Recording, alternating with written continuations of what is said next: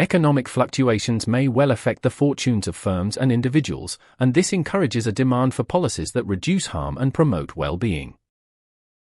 The Edexcel model is a macroeconomic framework used to show how the overall price level and real output in an economy are determined by the interaction of aggregate demand and aggregate supply. The Edexcel model sheds light on the economy as a whole as it shows how policies, shocks, and structural changes affect growth, inflation, and employment. Aggregate demand is the total level of spending on goods and services in an economy at different price levels over a given period of time. Macroeconomic policies create changes in aggregate demand as fiscal and monetary measures influence consumption, investment, government spending, and net exports. The impact of these changes on inflation is that an increase in aggregate demand tends to cause demand pull inflation where spending grows faster than productive capacity. The impact of these changes on unemployment is that higher aggregate demand usually reduces unemployment by increasing output and labor demand. Aggregate supply is the total amount of goods and services that firms are willing and able to produce at different price levels. Macroeconomic policies create changes in aggregate supply as supply-side policies improve productivity, reduce costs, and increase the efficiency of markets. The impact of these changes on inflation is that an increase in aggregate supply can lower inflationary pressure by allowing more output at the same price level. The impact of these changes on unemployment is that greater aggregate supply can reduce unemployment by supporting sustainable economic growth. Full capacity output is the level of output where all available resources are fully employed without causing accelerating inflation. Macroeconomic policies lead to full capacity output as demand-side and supply-side measures are balanced to close output gaps. The multiplier effect is the process where an initial increase in spending leads to a larger final increase in national income. Macroeconomic policies can lead to the multiplier effect as government spending or tax cuts stimulate further rounds of consumption. Demand-side policies are government and central bank actions designed to influence the level of aggregate demand in the economy. There are two types of demand-side policies, fiscal and monetary policies. Fiscal policies are decisions by the government on spending and taxation, including direct taxes on income and indirect taxes on goods and services. Monetary policies are actions taken by the Bank of England through its Monetary Policy Committee to influence the supply and cost of money and credit in the economy. A type of monetary policy is interest rates, which are the cost of borrowing money and the reward for saving, set by the Bank of England. Another type of monetary policy is quantitative easing, which is the creation of new money by the Bank of England to buy financial assets and increase spending in the economy. Demand-side policies can be shown on an Edexcel diagram by a shift of the aggregate demand curve to the right or left. The level of aggregate demand would be changed by increases or decreases in government spending, taxation, interest rates, and the availability of credit. The impact of the changing level of aggregate demand on the economy is that higher demand can increase output and employment, while lower demand can reduce growth and raise unemployment. Demand-side policies can encourage investment, job creation, and economic growth. Demand-side policies can encourage investment by lowering interest rates and increasing confidence through higher government spending. Demand-side policies can encourage job creation by stimulating demand for goods and services, leading firms to hire more workers. Demand-side policies can encourage economic growth by increasing overall spending and boosting short-run output. Demand-side policies are also able to control inflation and unemployment. Demand-side policies can control inflation by reducing aggregate demand through higher taxes or higher interest rates. Demand-side policies can control unemployment by increasing aggregate demand and reducing cyclical unemployment.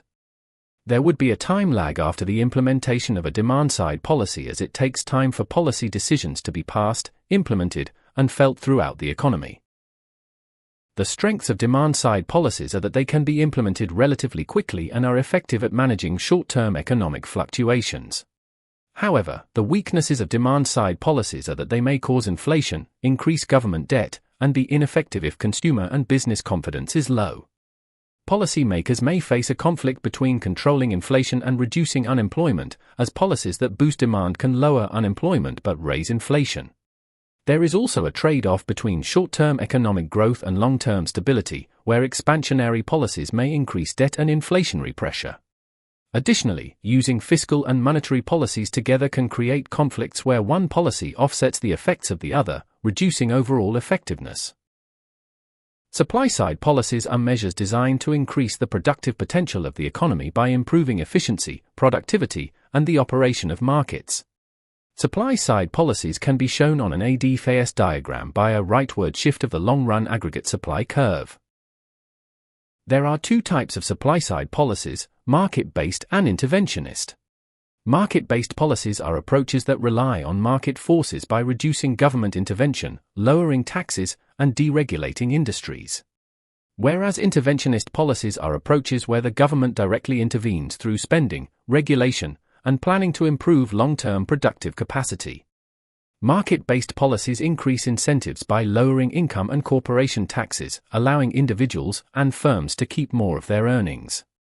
Market-based policies promote competition by deregulating markets and privatizing industries, reducing barriers to entry for new firms.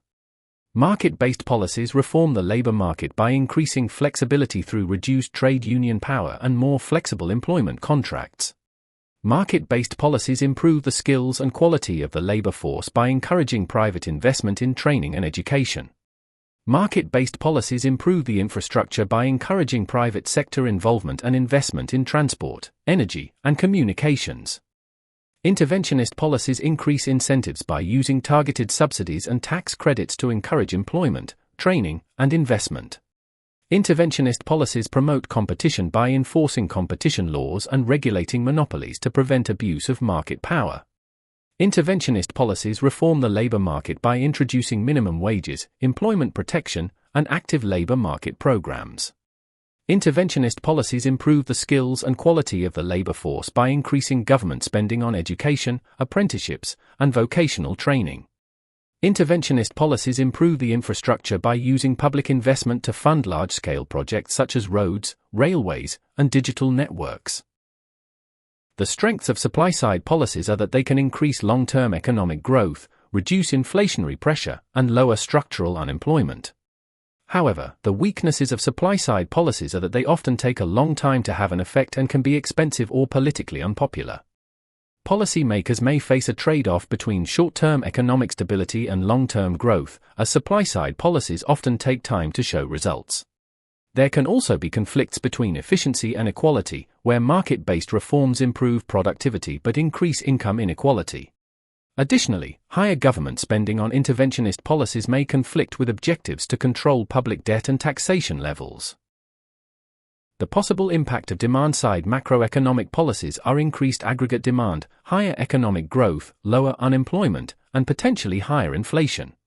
The possible impact of supply-side macroeconomic policies are increased productive capacity, improved efficiency, lower structural unemployment, and reduced inflationary pressure. Using fiscal policy as a demand-side policy can be more effective than monetary policy as it directly targets spending and taxation, allowing the government to influence aggregate demand more precisely. However, using monetary policy can be more effective as it can be implemented quickly by the central bank and avoids increasing government debt. Using market-based policy as a supply-side policy can be more effective than interventionist policy as it relies on incentives and competition to improve efficiency with less government intervention. However, using interventionist policy can be more effective as the government can directly invest in education, training, and infrastructure where market failure exists. Using demand-side policy can be more effective as a macroeconomic policy than supply-side policy as it can quickly stabilize the economy during recessions. However, using supply-side policy can be more effective as it addresses long-term economic growth and reduces inflationary constraints. The criteria for success of macroeconomic policy is achieving sustained economic growth, low and stable inflation, and low unemployment. Macroeconomic policy is effective when it meets its objectives without creating significant negative side effects. However, it is ineffective when time lags, policy conflicts, or external shocks prevent it from achieving its intended outcomes. Thank you for watching this video on macroeconomic policies and impact on firms and individuals. I'll see you in the next one.